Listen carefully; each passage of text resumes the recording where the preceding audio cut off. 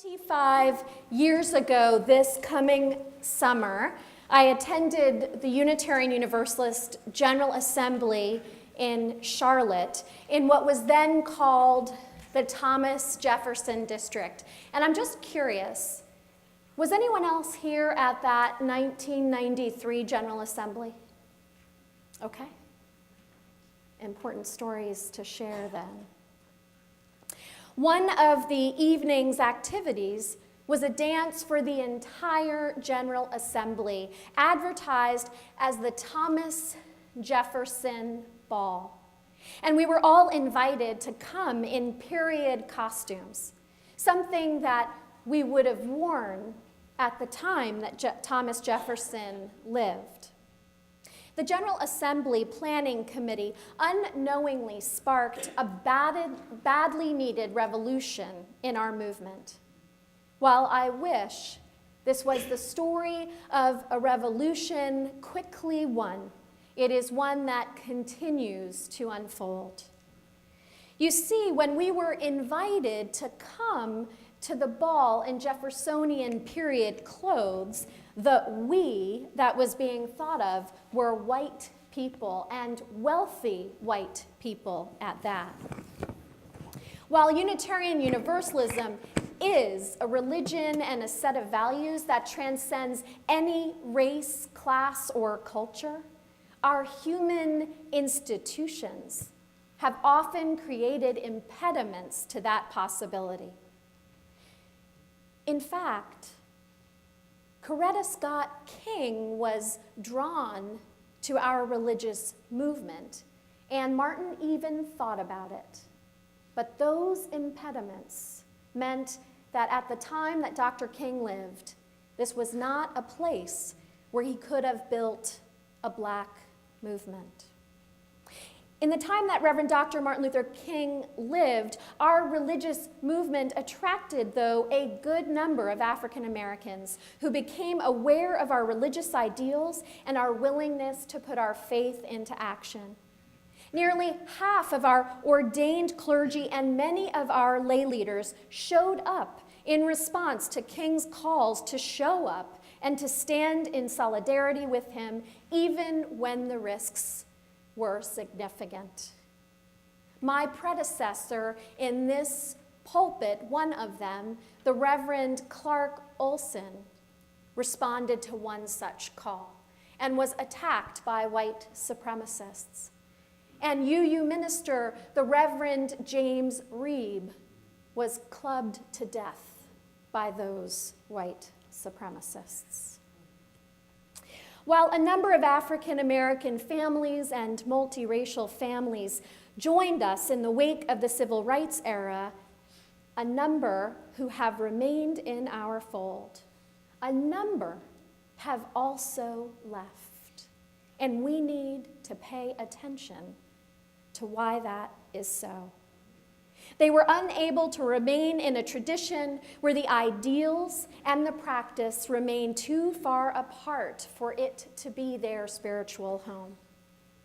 White Protestant culture is what we are born out of, and while we are and are becoming a multicultural, multiracial, religiously plural, and socioeconomically diverse religious movement, there are numerous times when we fall short of noticing the ways that we inadvertently or overtly marginalize those who fall outside of the dominant background. The General Assembly Planning Committee didn't mean to erase a portion of the Unitarian Universalists who were in attendance at that GA, erase their history, their experience of racism in the world, and, sadly, in our congregations. They didn't mean to erase their pain, but that is what happened. And all the people who didn't notice the problem of asking people to come in Jeffersonian period costumes were complicit in that request. While it may be obvious that the intention was to lift up Thomas Jefferson, who set before a young nation a list of ideals that we continue to strive to live up to, While it may be obvious that the intention was just a fun night and a chance to dress up in fancy clothes, it is also obvious that the planners were either ignorant of how this would strike African Americans attending GA, or that they expected African Americans to ignore or forget their history for the evening, or that they didn't care. It also struck some white allies and other people of color as way off. That evening, when we arrived at the ball, there was a protest. And people that I admire and respect decided to show up in tattered clothes and chains. Our divisions were laid bare. I had a teacher the year before in my senior year of high school, Diana Frangos, who pointed out the problem with separating U.S. history from African American history. And she did her best to knit the two together. But that moment is where the challenge crystallized for me. Yes, Thomas Jefferson was and is an important figure in our history and our imagination. But what about the ways that he fell short of his moral invitations? What about the ways that he perpetuated the systemic enslavement of human beings? It is not the story of two Thomas Jeffersons. It's the story of one human being who got it right and who got it dead wrong too. Seeds were firmly planted in the consciousness of Unitarian Universalism that evening 25 years ago, 25 years after King's assassination. The seed of facing our own failings when it comes to dismantling systemic racism, the seed about who we lift up in how we name our balls and how we name our districts, and a seed about who we involve in the planning of our activities, amongst other things. In 2011, recent history, the third time it had come up for a vote, the Thomas Jefferson District finally changed its name to the Southeast District 7 years ago, and 18 years after that pivotal night at GA. I share this story today with you because in the time that we are living with an overtly racist president, it is too easy to ignore the work of dismantling racism that continues to exist in our own house. To be faithful to the call of Reverend Dr. Martin Luther King Jr., we must be leaders in the movement to dismantle racism and oppression in the wider world and right here at home.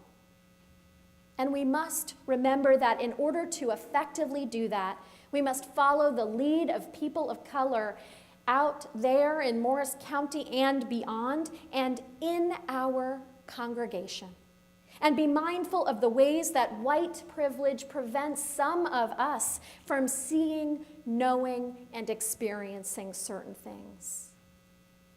Why did some African Americans choose to leave Unitarian Universalism after holding such high hopes of having found the religion that worked for their particular understandings of theology and justice? Well, there are many reasons, and I wouldn't presume to give them all. But I will share one example that I have heard repeatedly from a number of African American Unitarian Universalists. There was money that was promised to what was called the Black Affairs Council that was then taken back by the UUA Board of Trustees and General Assembly. And around the year 1970, and in 2017, only last year, really recent history, the UUA board voted to restore that funding. Now, the Black Affairs Council no longer exists, so it couldn't go back to the same group of people. But there is now a new organizing collective called BLUE, Black Lives of Unitarian Universalists, who received the money. There is a growing population of African American UUs and actually UUs who identify as multiracial or people of color once again. And we must learn from our history, learn our history, and do better this time. Our faith is not to be hoarded for one group or a couple of groups. It is the answer to the light of conscience and the light of spirit for many. Our faith can transcend barriers of race, class, religious vantage point, and culture if we allow it, if we transform it. So pay attention to what the Blue Collective and Drum, diverse revolutionary UU multicultural ministries, asks of us. Drum is the people of color organization across the UUA. Pay attention to the ways that we here in Morristown inadvertently and overtly fall short, and the ways that we can learn from one another and do better. And I just want to lift up and mention one person in our congregation. Right now, the UUA is undertaking a deep look across all of our institutions to look at how it is that we are moving forward on issues of anti-oppression and dismantling racism. And Elias Ortega Aponte, a member of our congregation, happens to be part of that group. So pay attention to what it is that they tell us about their findings, about how we can move forward in more life-giving directions. 50 years ago, when Dr. King called us to live up to our nation's creed, us Unitarian Universalists, but us, people who live in the United States, because the United States was rife with racial inequalities that were evident in terms of access to housing, quality education, adequate health care, employment opportunities, and a fair system of criminal justice. 50 years ago, Martin Luther King said that the Constitution codified the Negro as 60% human, and that the current practice in his time made a black person 50% a human being because black Americans were twice as likely to die or be killed. So what about today? Where are we today? I don't know how many of you have a pit in your stomach when I ask that question, but I know I do. And there are ways that we have certainly progressed, and we know we must protect that progress and keep on moving forward, never turning back. But let's just look at a couple things. What about today? Well, our neighbors are suing us because they can use a housing-related restrictive covenant that was put in place specifically to disqualify anyone who wasn't a wealthy white landowner, mansion owner, I should say, from living on this block. President 45 and Republican legislators are making efforts to dismantle the Affordable Care Act, which will inevitably place the burden on African Americans and the poor. Lynchings stopped at the end of the 1960s, but then the criminal justice system took over and systematically used the death penalty, life or long sentences, and the like. If you look at statistics, when you see a decline in lynchings of African Americans, you see an immediate ascension of killings, state killings of African Americans. The way we tell our stories matter. When we tell half the story, it matters. What is the full picture? Slavery and slave wages are also legal in our prisons, and our criminal justice system has disenfranchised more African Americans today than were disenfranchised under the period of slavery. And did you catch that in parts of New Jersey, people can't read Michelle Alexander's The New Jim Crow in prison? Because I caught that. And I can't help but view Jeff Sessions' movement towards undermining the legalization of marijuana through a lens of race. Blacks are 4 times more likely to be arrested. Why isn't it clear that his motivations are suspect in the light of that truth? Sadly, in 2016, 2017, and 2018 so far, we have seen a rise in explicit, overt racism and hate speech.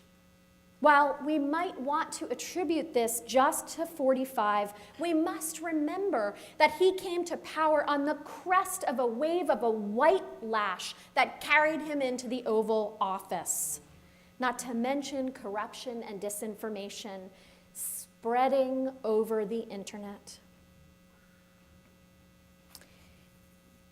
So where might we look today? When I reread the words of Dr. King, a couple of things come to mind that are bringing me hope for the future, and bringing me hope because I see places to begin and practices to lean into. Number 1, know your history. Know the history of your people, know world history, know the history of what people of color have faced. Number 2, question everything. I love those girls who hop on the fence, find a way around the current situation, and are willing to try new ways of being. Know your history, question everything. That's something great Unitarian Universalists do with ease. Question everything. Be willing to try new ways. That's something we sometimes do with ease and sometimes have to practice. One of the new ways that things are happening is that I think about the song, Bono, "One man come in the name of love." We've got Jesus and Dr. King, right? But you know what? Today, the movement to end oppression does not depend on one man. It is a collective of people, of women, of people who identify across the gender identity spectrum, who are rising up together. So you can no longer say, let me talk to the patriarch, to the one leader who speaks for everyone. The Black Lives Matter movement is an example of it. And there's 3 women that often get lifted up: Alicia Garza, Patrisse Cullors, and Opal Tometi. And we need to know their names. But they are not alone. They are not the head who speak for everyone.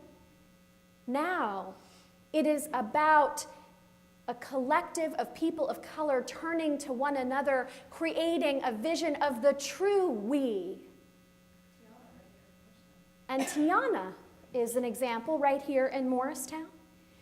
And Dr. King reminded us with his words, we are inextricably linked. It does no good if we cast out the poor. And he talked to us, so when we do these 3 practices, know our history, question everything, be willing to try new ways, we also need to know what we are directing this movement towards: the eradication not only of racism, but the triple evils of poverty, racism, and militarism. Dr. King was so powerful, in part because he wasn't just striving for the civil rights for Black people in the United States. He was striving for all of us to rise to a new level of possibility where none were cast out, and not just about US citizens. He was imagining a global peaceful reality.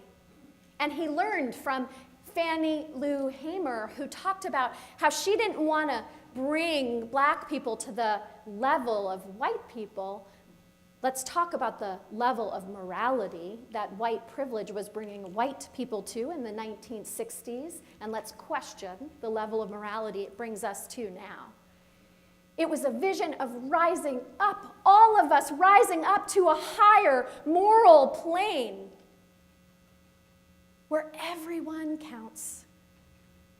And in 2018, we might add, where Mother Earth counts too.